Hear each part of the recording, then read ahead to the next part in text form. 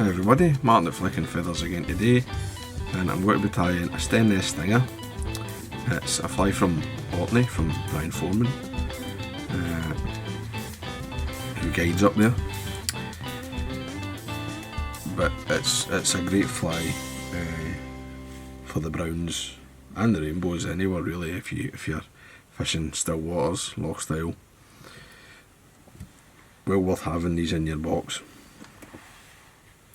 Now, as always, I'll put a materials list in the description, along with a link to the Patreon page for anyone who wants to support the channel and get access to the giveaways. Alternatively, you can like the video, share the video, watch it all the way to the end. All of that helps the channel to grow. So I've got my hook and my vise. It's the Fluo competition heavyweight.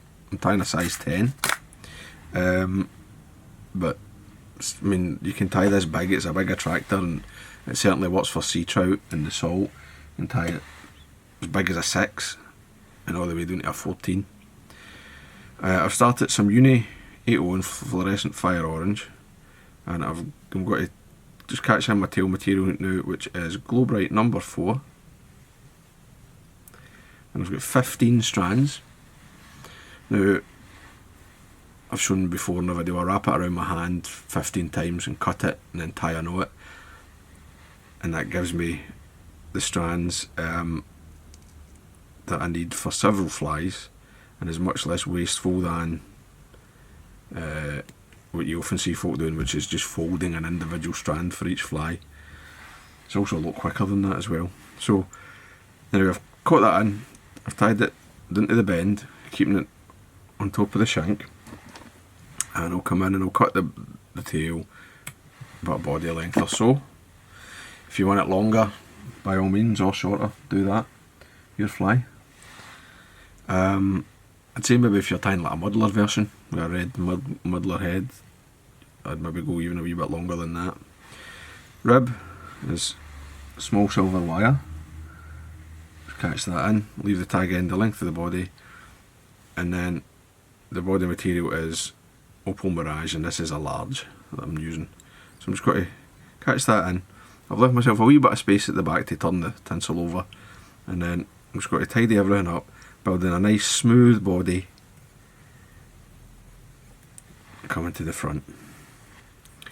Now, just take the tinsel, put it nice and tight, get a nice straight turn at the back, and then up and overlapping turns. Right, and you've got an incredibly, and you can see that how shiny and reflective the Opal Mirage is. It gives you a really good body, especially over this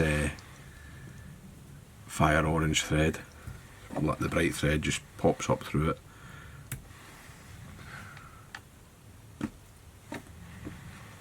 Rib. Now, to protect the back, I always like to take a full turn at the back, just straight around, and then when I hit my wire again, that's when I start coming up the body. So 5 will get you up. Fold that over the thread and just work it down, bend and break away the waste. Just tidy this up a wee bit.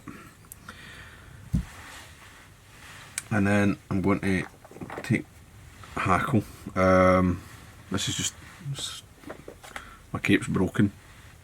It's a wee Indian hen cape, just a wee cheapo, and I've dyed it a mix of scarlet and fluorescent red. The fluorescent red sometimes is a wee bit pinky, I think, but you can, I mean, it's a deeper colour than the Globrite 4, but the fluorescent red with the scarlet in it, it still keeps that fluorescence, but it also gives you that wee bit of sort of depth to the red colour, and I like that. So, up to yourself. I mean, I think this pattern can handle a slightly longer hackle with the colour, just the, you know, to get that just more of the red colour, you know, but it's up to yourself. If you want to tie it as standard, that's also fine. So I mean, these are no the best of feathers on these wee Indian capes, but you can still get a nice fly out of them, and they're, you know, you don't need high quality feathers. You know, like genetic hens and all that for a lot of these flies. There's you're not gaining much. Although I do occasionally use them. Maybe I need some length or something. But anyway, so just take the tip away, and I'm going to just fold this as I go. And I mean, it will depend on your feather, how many turns. And there's this, I think that's 3. I'm going to go 4 with this feather, something like that. Don't even know. Aye. Fold that across your thread. It's going to make a space so your thread can go through the hackle. And just trim away the waste. Just tidy everything up.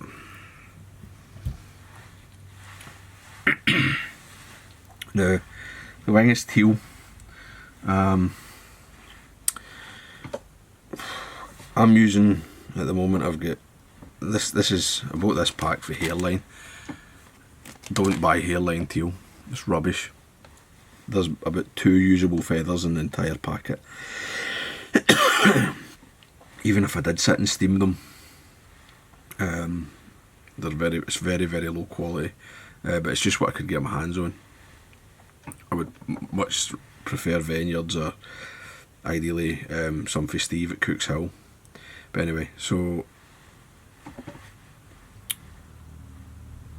we can comment on the quality of stuff coming out of hairline at a different time. I'm going to roll the wing. You don't, I mean, some people like to take the small teal feather and sort of draw it in, just tie the whole feather, but I still like to roll the wing just as you would like a mallard wing, a bronze mallard wing on, say, a Connemara black or a dabbler or whatever. So I've brought these fibres out to align the tips, and I'm going to roll it in just as normal.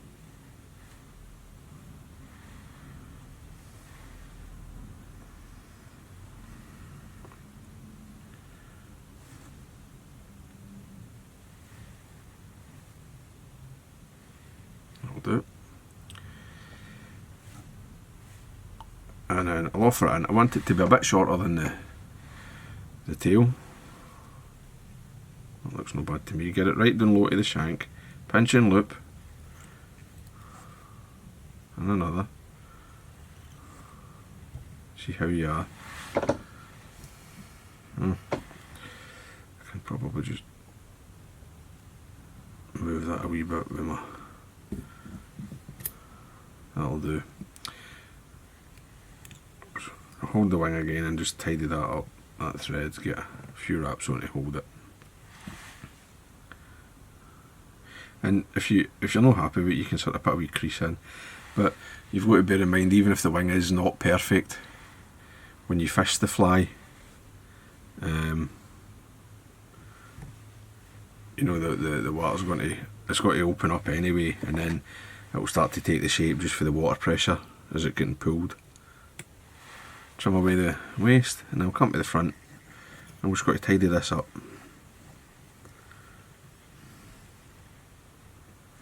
That's not bad. So the pattern calls for jungle cock. You can either use a split of a bigger feather, or if you get the wee eyes, use the wee eyes. I don't actually have any splits sort of that would be the right size, so oops. We'll take that one.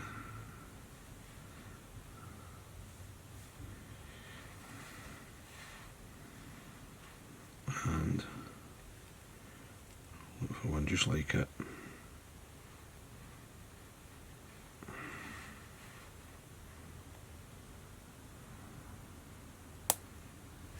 do. That feather broke there when I plucked it off the cape, which sometimes happens, so I'll need to do them one at a time. Let's do this one on my side, and I just like the cheek on these to sort of sit basically kind of parallel to the shank. I'm not too fussed about it going up into the wing.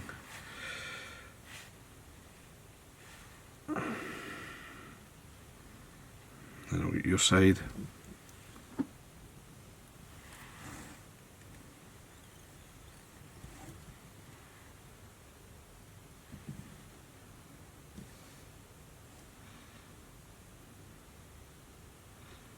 Do them in the same.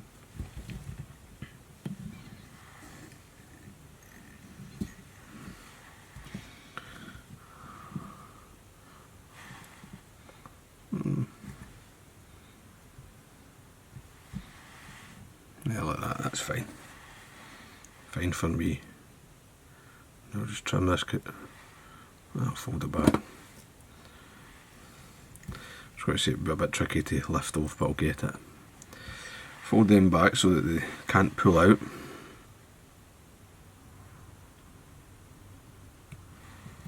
Trim away the waste.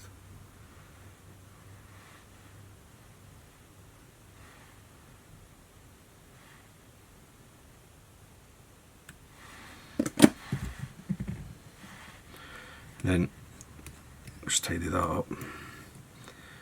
Now you can finish the fly like this, which I think is the original. So this is maybe a variant, although I might be wrong. But I like to finish the fly with the Globrite float 4, just the same as the tail. So just come in, catch that, keep it nice and tight.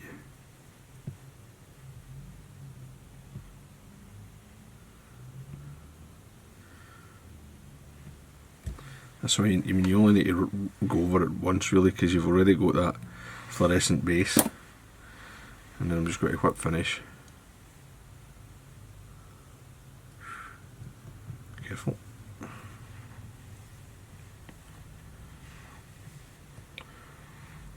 Three turns is plenty. Tighten that up.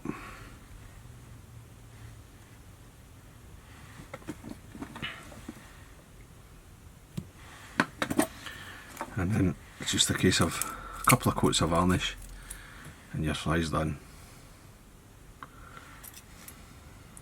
Well, I mean, one coat's enough really, but put a couple on to make the head nice and shiny.